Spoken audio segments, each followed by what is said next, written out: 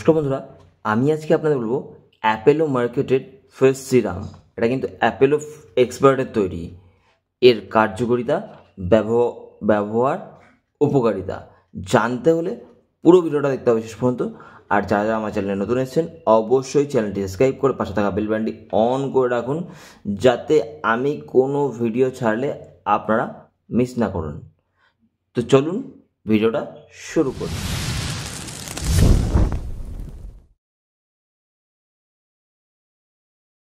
দেখতে পাচ্ছেন Apollo এক্সপার্টের face serum.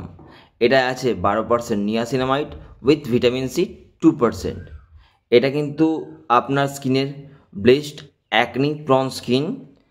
এটা আপনার স্কিন থেকে দাগ মুক্ত করে দেবে আর ব্রণ হতে দেবে না।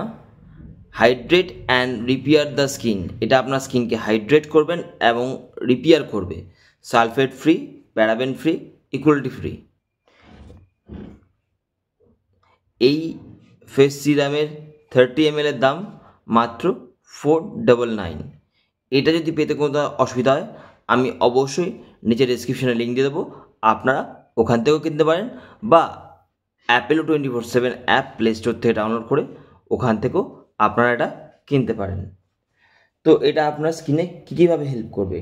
এটা আপনার ত্বকের উন্নতি করতে সাহায্য করবে, ত্বক থেকে খাট দূর করে দেবে, ত্বক মেরামত করবে।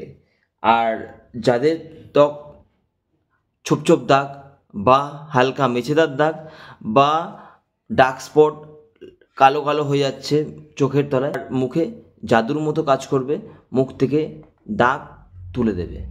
কিন্তু খুব ভালো একটা ফেস সিরাম। এটা আপনার মুখের পিগমেন্টেশন, দাগ, এমনকি মুখে যে ব্রণ উঠতে দেবে না, সাথে আপনার যে মুখে দাগ গোটা দাগ আছে সেটাও উঠতে দেবে না। মুখটাকে একদম ক্লিন করে দেবে। কোনো রকম বার্ধক্যজনিত যে কারণে যে দাগটা হয়ে যায় মুখে, সেটা দূর করবে। এটা কি দিয়ে তৈরি? এটা চা গাছের নির্যাস ও জাদুকরি হ্যাজেলের নির্যাস ও হাইলোনিক অ্যাসিড দিয়ে তৈরি। আর এটা কিন্তু অল টাইপ স্কিনের জন্য কিন্তু খুব ভালো, যেটা সমস্ত সিরামে হয় না। ড্রাই স্কিনের জন্য আলাদা হয়, নর্মাল স্কিনের জন্য আলাদা হয়। তাদেরকে বলছি এটা কিন্তু সব ধরনের স্কিনের জন্য ভালো।